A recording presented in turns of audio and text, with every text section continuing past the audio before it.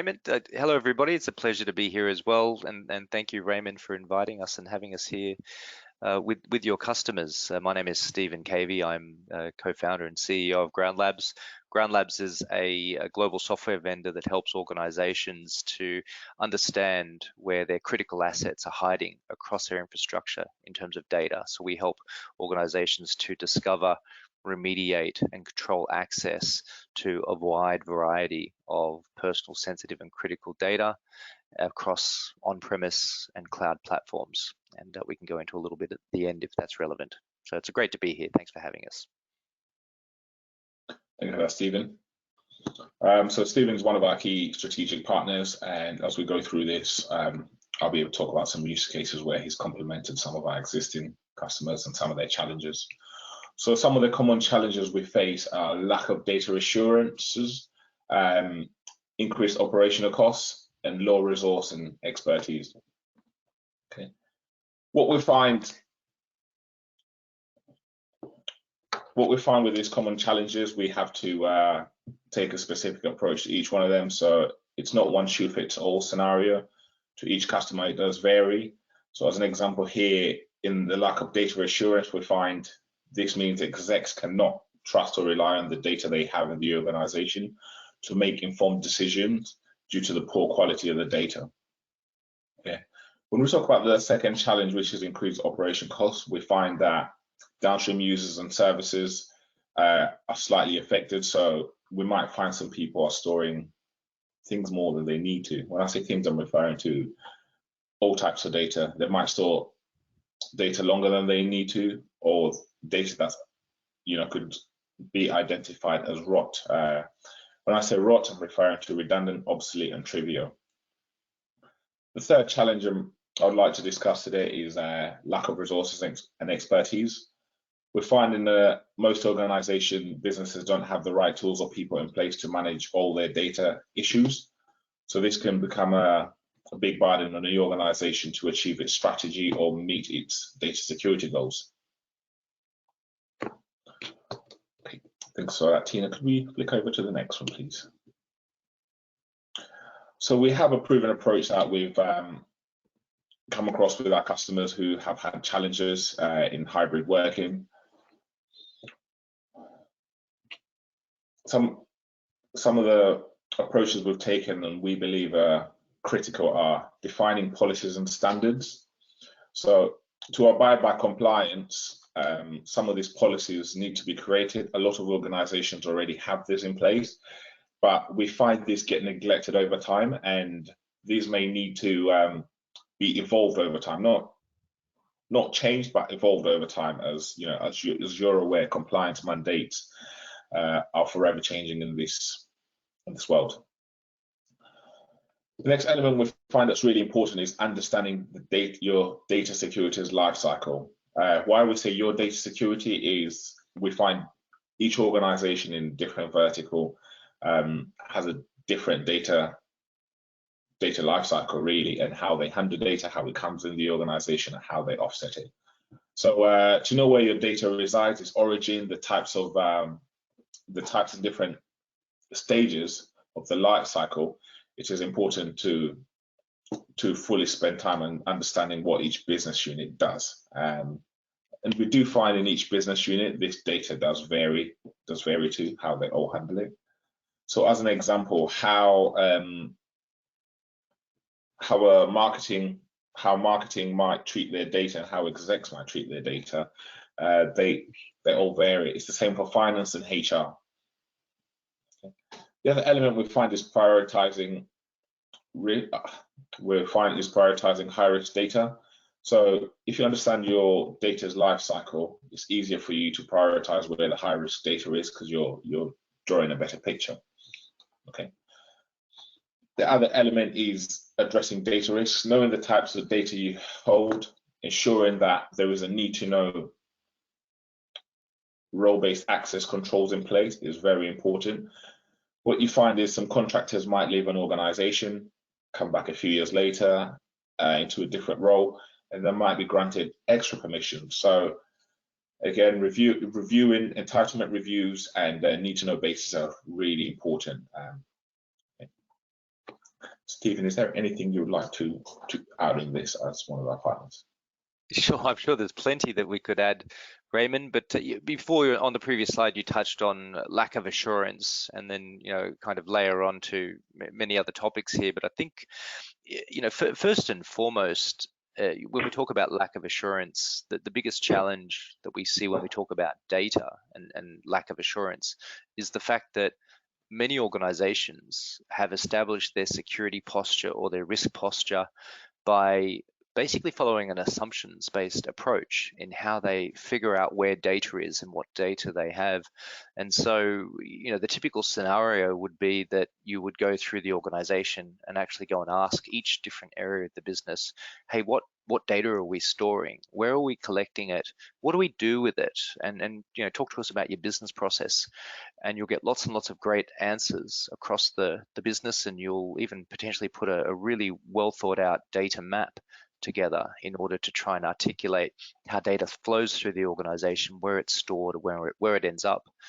Unfortunately, these data maps then form the basis of entire security strategies in where the controls need to be deployed and how we lock down and secure that data, except that the entire methodology was based on an assumptions-based approach. We've gone and asked the business where they believe data is being handled, and on the back of those answers, we make some significant decisions, often involving hundreds of thousands or millions of pounds worth of security investment. And unfortunately, in many cases, based on our experience, it can often take a data breach to reveal the fact that security program or those security controls were not deployed and were not covering all of the data that really existed because there wasn't an evidence-based approach followed. So we find that a lot of organizations are changing the way they're thinking about this now, and they're starting to consider an evidence-based approach in saying, look, what we do is we take all assumptions off the table, and we only make decisions about where we need to put the right controls in place using evidence that proves whether the data does or does not exist in a given location, whether it's on a group of servers or whether it's in a particular cloud provider, or even, for example, on the endpoints, which we can cover a little bit later. And so taking that evidence-based approach is often a foundational step on this journey of trying to overcome these common challenges of, do we really know where the data is? Are we absolutely confident that we put the right controls in place on the right areas of the business to make sure we've covered and brought down our overall risk? And so, I think, Raymond, on your next slide here, one of the other areas that we've touched on here is the need to prioritize high-risk data. So again, just think about this problem. You're an organization that has hundreds or thousands or even tens of thousands of servers that could be potentially storing high risk data or even any form of data for that matter. And so you think about that across a typical organization, that could represent millions of files or hundreds of millions or billions of files and terabytes and petabytes or more of data. And so where do you start? Where do you prioritize your efforts in terms of thinking about how do we understand the data we have, who has access to that data, and what data is the highest risk to the organization versus the lowest risk? And I guess the easiest way to come back to this is to use the word of risk. How do we prioritize the risk in the business? And so for most organizations, we find that the most obvious area of risk is whether the organization is storing personal or sensitive information or not.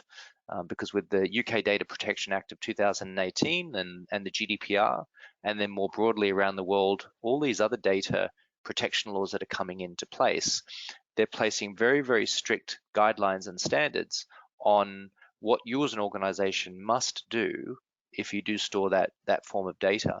And so I think just to wrap up what we're talking about on this slide, if we bring it back to thinking about it from a risk standpoint, then really the question is, how can we reduce the risk in the fastest possible way?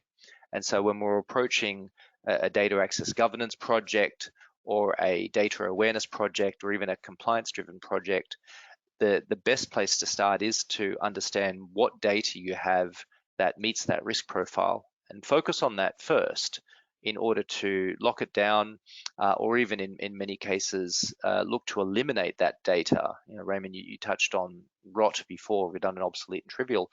In our experience, more than 50% of the data that an organization may typically find probably never needed to be stored in the first place. There was probably no business justified reason to actually keep it.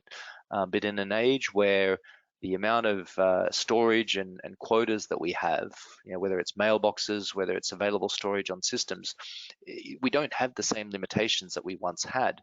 And so the temptation just to store data and keep it for as long as we feel like is so high within organizations now. And so therein lies one of the key problems as to why we're talking about this today, is that organizations are storing so much data, and a lot of it is older data and probably has no usable purpose any further. And actually the best decision may actually be to delete that data.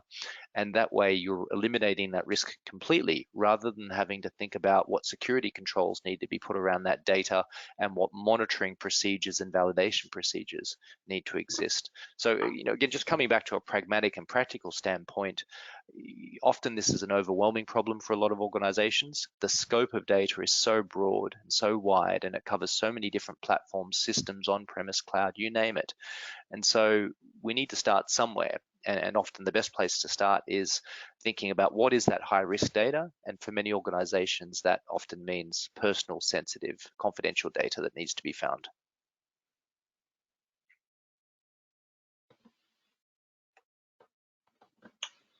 Thanks, Stephen. Well summarized there. Okay. Great, thank you both. Just going to quickly check if we've got any questions. So we've got a few that have come in. One of them being, how can organizations identify their dark data? Okay. So I'll take the lead on that, Stephen, and I'll let you comment. Sure. But there's multiple ways organizations can identify their dark data. But there's also multiple ways that could end up being time and resource consuming. So some organizations will take a manual approach, which is a very resource dependent.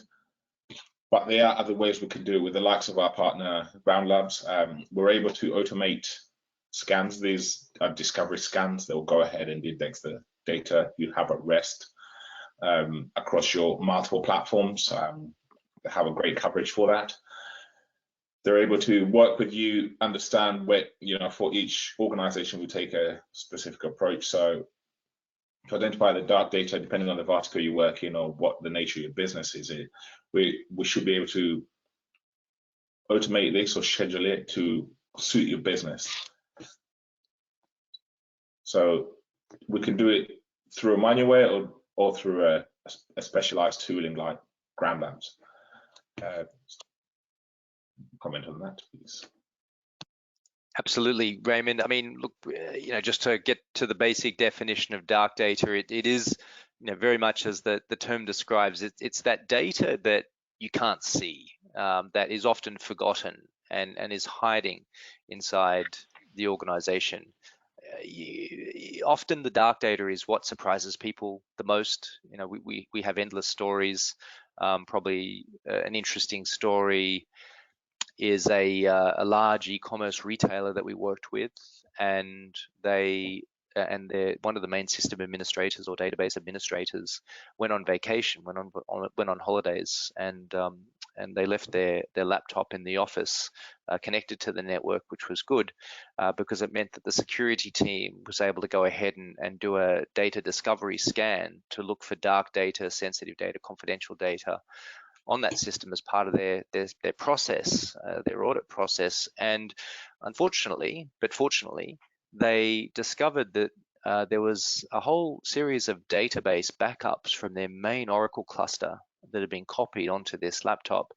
And within those backups, they found over 1 billion pieces of sensitive and personal data. Obviously not completely unique records, there would have been lots of duplicates, but overall it was a significant amount of data just to be found that the business had no idea was being stored on this individual's laptop. And this was a trusted individual. It wasn't that they were doing anything nefarious. It was that they were working with data as part of their job, but they weren't cleaning up after themselves. And so you have all of these out-of-band processes that go on across the business, not just amongst highly trusted system administrators, but also within departments like HR, dealing with employee records, customer service, dealing with, for example, lists of customers, and many other interesting and unique situations that exist on an organization and industry basis. And unless you have in place a process to go through and inspect every single byte of data that exists wherever you store data, then potentially you will never find out these situations that have happened in the past that have created this dark data that now rests and hides. And so that's probably one simple scenario. Other forms of dark data are where you have endpoints, as an example. Endpoints are creating dark data almost every day. Those that have worked in forensics can attest to this, that when you work with office documents day in and day out, you may remember there may have been times where you've run out of battery on your laptop, or your laptop has crashed, and you were in the middle of a critical document, and it's the scariest thing in your life. And then the laptop reboots and it comes back up, and you open up, for example, Microsoft Word again, and it goes into document recovery mode and brings that document back to where you left off, and you think, wow, this is fantastic technology. But in actual fact, it's very simple what's happened. Microsoft Word has been storing a temporary copy of your document on the disk of that system. And so think about that across every employee in your organization. You have these temporary copies of documents that are being saved. And what this is doing is this is creating artifacts of data, artifacts of dark data across your organization on these endpoints. And even if you clean that up and delete those files, you still may have remnants of that data sitting on the disk in hidden parts of the disk. And the dark data comes in all sorts of different forms, but many people don't realize that when you delete a file and empty your Windows recycle bin, that data may still very well continue to exist on the disk of that system for quite some time until it eventually is overwritten. And this is why you can go to Google and you can look for undelete tools to bring deleted data back, and that's how the concept works. So that's yet another form of dark data that can exist, where it's data that the organization isn't even aware that's in existence, and yet it can be building up on these endpoints or on servers and in cloud locations as well. And if you're not scanning for it, if you're not looking for it, using a technology, pardon me, that's capable of thoroughly scanning every single object in that location, then you could very well be overlooking some very high areas of risk. And so, yes, the dark data problem is a real challenge. You can try and do it manually, but very often the most thorough and foolproof way to do it is using a technology like data discovery, which will do a thorough and proper job.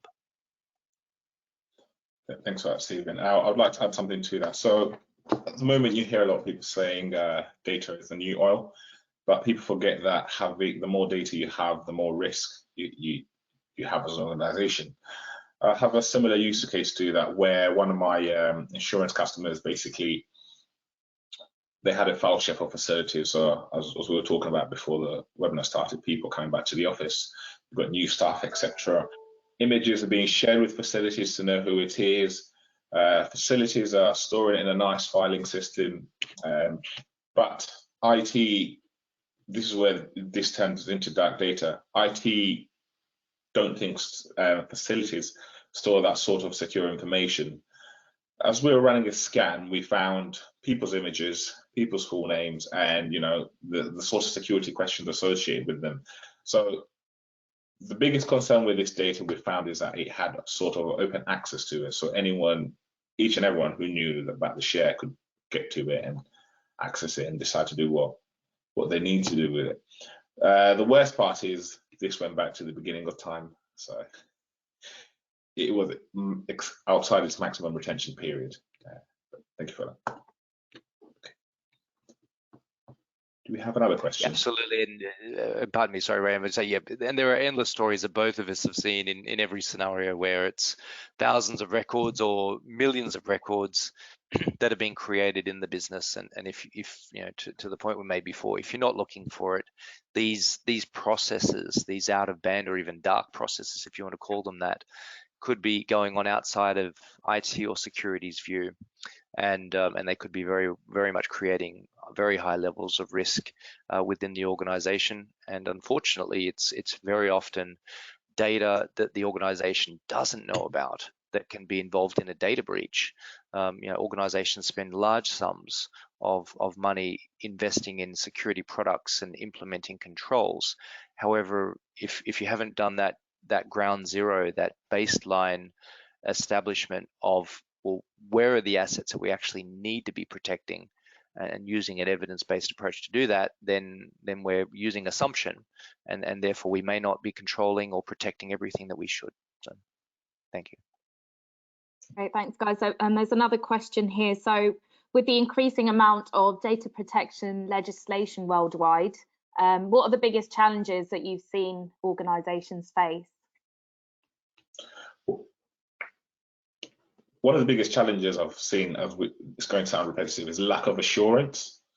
Lack of assurance, resources, and expertise to address these. So, as an example, a lot of organizations started off with GDPR.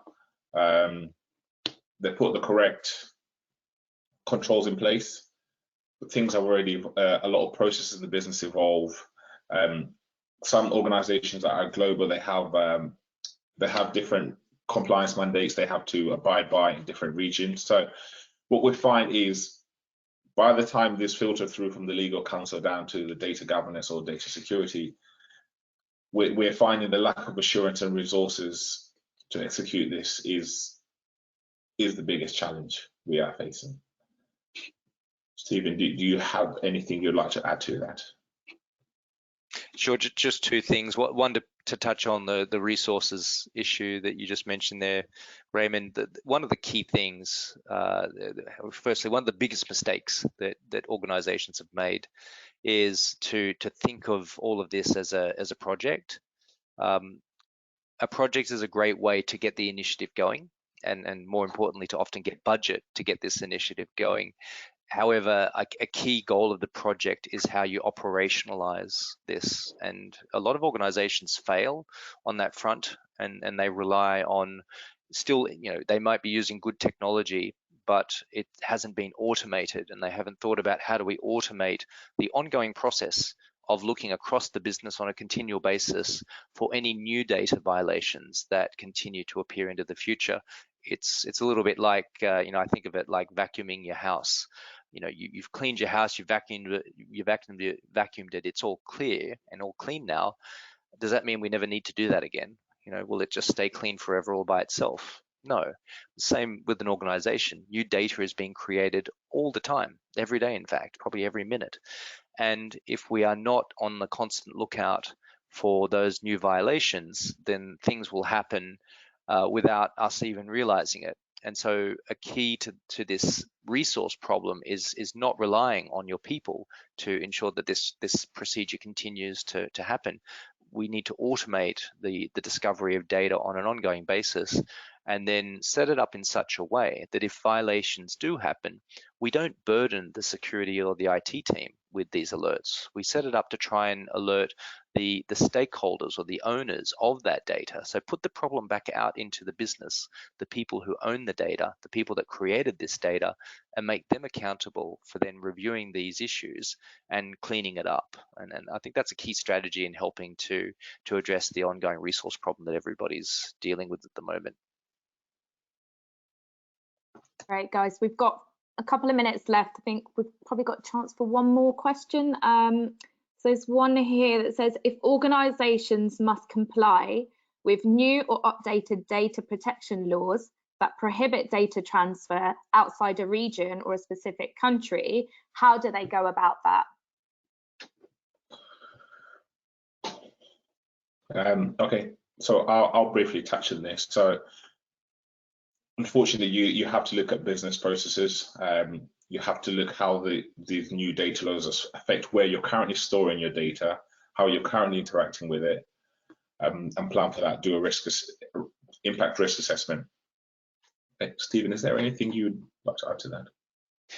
The practical example we have is working with large global organizations who look at this problem as well, is you do have to segment and silo out your initiatives. So where you have regions like Europe, for example, it is advisable to look at that data discovery as its own pod or its own zone, and really say, right, well, we expect to find the data of Europeans in these parts of the world, if we have servers in these countries that relate to Europe. But then outside of Europe, particularly where you have data and servers or infrastructure in countries that don't have an adequacy status with the GDPR, you need to obviously be doing data discovery on those systems to validate and make sure that you are not storing the data of Europeans on those systems. And you may very well will be. It's very common at the moment for organizations to find violations the first time they do this. So don't be surprised. I think the key thing is to keep an open mind and be on the lookout for these wrong processes that weren't meant to be happening, but at least you now know about it. And so now you can then trace through and start to understand how that data was transferred within your organization and ended up in that part of the business, because a good data discovery methodology uncovered that violation, and then work backwards to identify what the process was, whether it was an application that's been configured to transfer that data, whether it's an internal user-driven process that's resulting in that data, or many other scenarios. But I think the key thing is, to try and understand what types of data your organization handles. And you can do that by doing a baseline data discovery scan across everywhere, and then start to segment out your organization according to how you want the data locked down. And then you set up what type of data you expect to be finding and where, and what types of data should not be found. And if you do, then we generate alerts. That's the basic fundamental approach that our clients like to take.